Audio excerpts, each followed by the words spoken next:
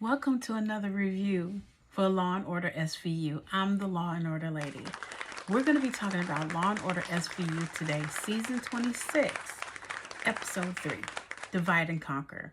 Well, you know how we do it. How did it begin? What happened? Who did it? Why?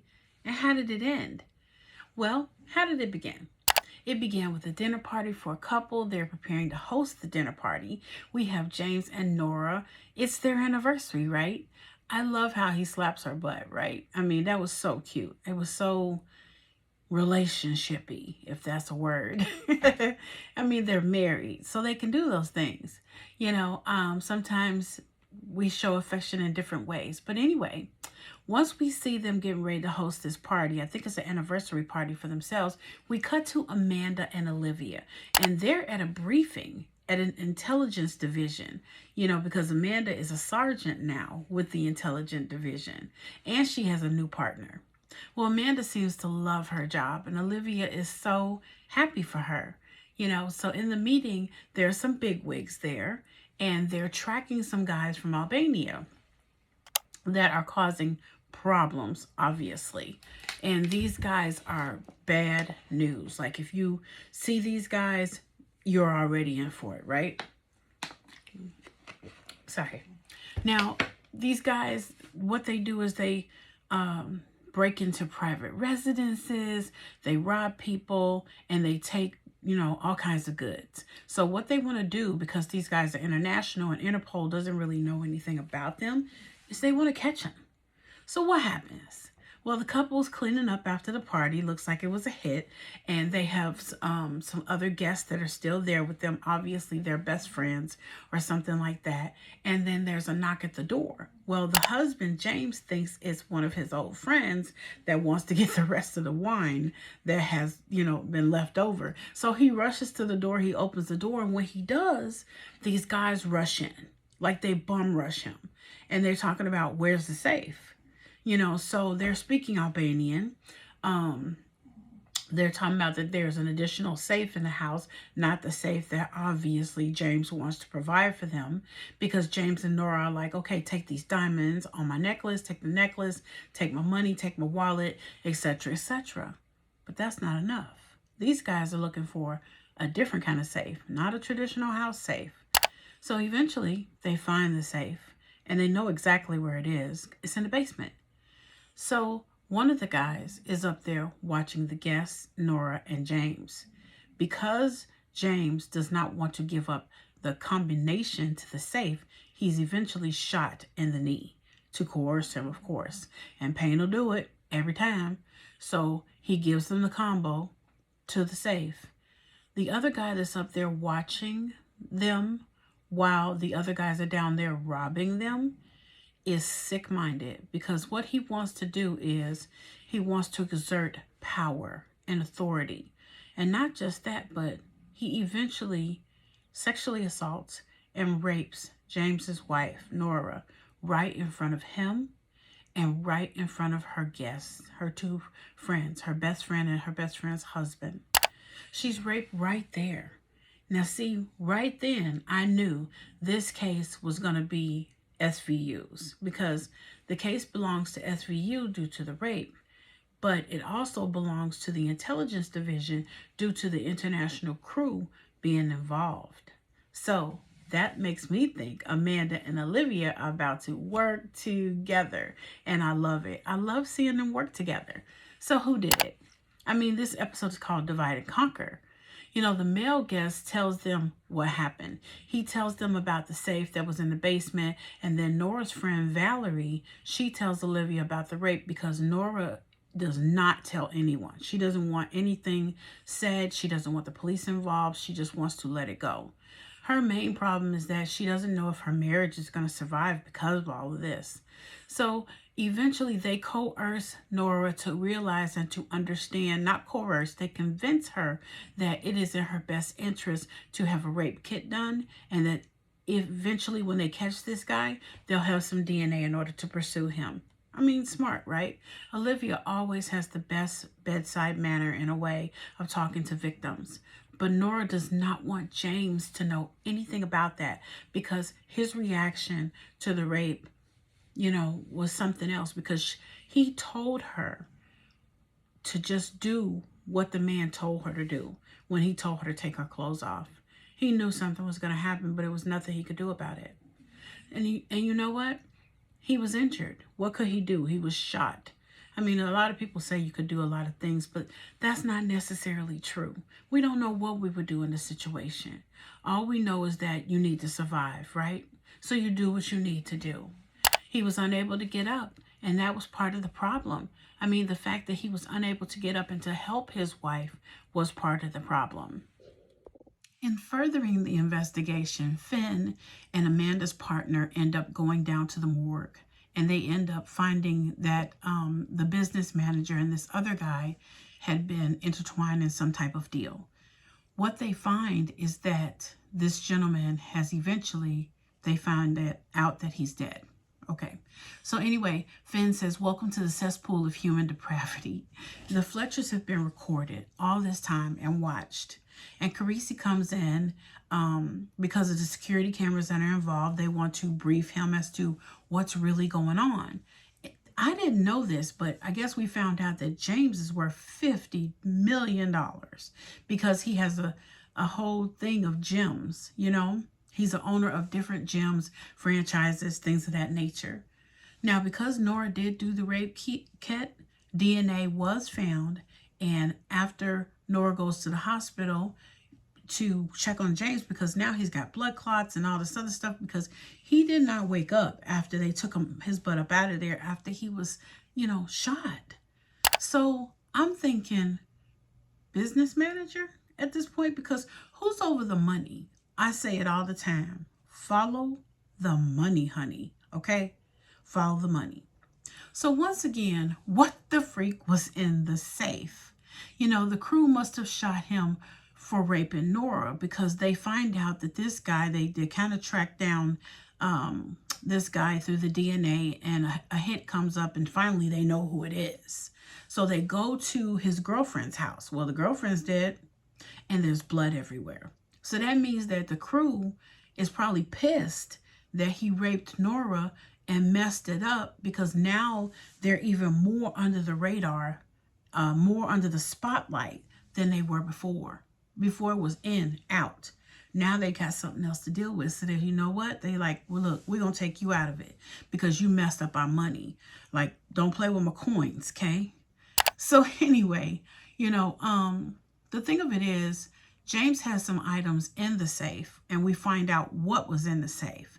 What was in the safe was $10 million in gold bars, because James thought when his wife had been punched on the street, he thought, oh, the world's coming to an end. Let's invest in pulling out money out of my portfolio, at least half of it, taking that money, tying it up in gold. So if the world does end, I have something to barter with, and I have something that's worth more than paper. Stand to agree with him there. I really do. Because, you know, but that's a whole nother subject. So I say follow the money, right? So his business manager told the police that he bought the $10 million in gold, and that was what was in the safe. And then he said an insurance appraiser came out to appraise the gold, and then to put insurance and a policy on it. A policy on gold, okay, whatever. So anyway, they have a policy, but that policy was taken out a week before the robbery. So I still was suspecting James at this time, because I thought, okay, he knows more than what he's saying, but he's unconscious. You know, how do we know what it is? So when he wakes up, he tells them that Dennis, his business manager, has the power of attorney. And the business manager, I told you, follow the money. He said that he didn't even know about the policy. That's what James said. James says, what policy? Like, what's going on here? So James is okay. So it was bad to suspect him in the first place. I mean, I really did know that he loved his wife. It just seemed like he was in love with her. So they bring in the business manager, and he's in trouble. Trouble. So how does it end? Well, the short guy, Carl, the one that was in the picture with the business manager, the appraiser of the gold, was in the river, you guys. They had shot this guy. So obviously some shiesty stuff is going on. Somebody working with somebody up in here, okay? So they find out from the business manager that he had a scheme. The business manager was in cahoots with these guys, and he was going to get a cut of the money, period, from the gold. So he tells them what went on. He tells them these people are probably still in town, because how you going to, boost some gold? You got to have somebody that's going to be the middleman and cut it, and that way you can get paid and get up out of here. I told you I was the business manager. You know why? Because most people are greedy. And I'll say that most business managers manage people with great deals of money. And because they have great deals of money, sometimes they're jealous. And because they're jealous of what they don't have, that's why they're more greedy and want to have it, coveting. So I was like, okay, that's why I picked the business manager. But what do you think? I mean, why would you? Anyway, that's another subject. But anyway, James and Nora, they're really going to need counseling, because they did survive. But mentally, this is really a challenge, because Nora is so worried about her husband's perception of this and how he's going to look at himself as less of a man. Obviously, she really loves her husband, and he really loves her. And I love that about them both. I think that they can heal in time. And we find out that this guy that raped her is still on the run. He's bleeding. They know that he's injured, so they're looking for him. Well, they find out that a doctor was held at gunpoint for medical attention. She treated the guy. He left. They eventually hunt him down in a bar. He runs through a bar. They tackle him. They get him. Well, no need to be careful, because now this case is solved, right? So both people get what they want. Olivia gets her guy. And she helps the victim, Nora, and Amanda gets the international sting of these guys, right? The crew, not yet. So they find Nora drinking heavily in a bar, and her friend calls Olivia and is like, look, go talk to her. And Olivia's like, hold up, you need to understand, this happened to her. It also happened to you, but it really didn't happen to you, it happened to her, okay? So get it together. So after she tells her that, she goes in and she talks to Amanda, and she tells her, we caught the guy. So have a talk with your husband. You guys talk it out, love each other, go to counseling, do whatever you need to do to get past this, because this is a lot. So they got Andrique into custody. Andrique is the name of the guy that raped Nora. So he eventually says he's going to testify against the other guys. How do they catch the other guys? Because they tell the business manager, because you was in on this, you gonna call them, you gonna tell them you got a buyer for the gold, and when you tell them that, basically that's when they got him. They got him because they set it up that way. So they bring in all the guys. The guy that raped Nora, Andrique, gets 25 years for what he did plus the rape, and all the other guys get 15 years each, and other countries want to extradite them because they've been doing this in other countries. Can you imagine a crew rolling like that internationally? I mean, that's some bad stuff right there.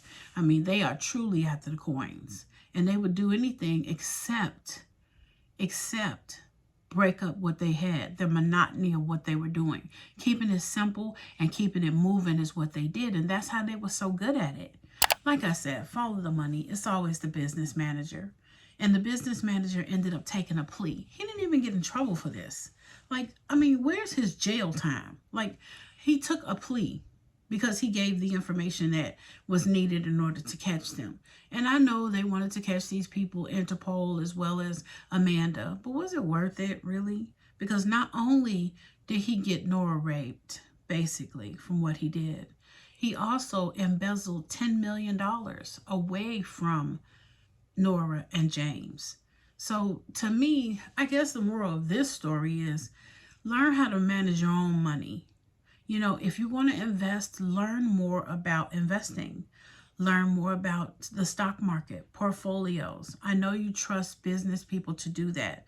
And there are some reputable companies out there that do that. But never trust someone so much that you're not checking in on their work.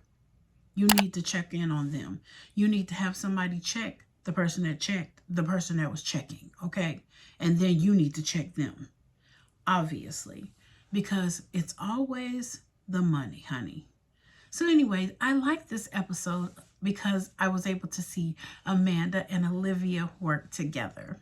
That made me happy because I was like, okay, I see them doing their thing and they're so good at it. Amanda is so good at her new job and I'm so proud of her. She's got children and she's got a husband to deal with and contend with, but she's still doing her job.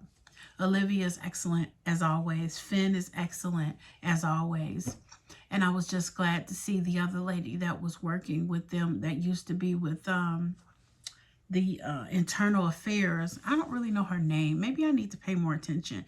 If you know her name, drop it down in the comments because I guess I could probably Google it and find it. But I like to be interactive. So what do you think about the new girl that's on the block? Because there's two.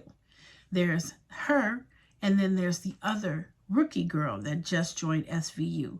It's always somebody coming and going. Once again, we got to see Carisi doing his thing at his best. I just love a man in a suit, right? So anyway, I love you guys. I'll see you next week because we love Law and Order. Law and Order SVU over here. I do Law and Order Organized Crime. I haven't seen any new episodes. When some new episodes drop, then I'll be sure to drop a video as well. I'm so glad to have you guys and to know and love and to know that you understand SVU just as I do. From the very first episode up until now. We're in season 26, baby. This is going strong. I'll see you guys next week.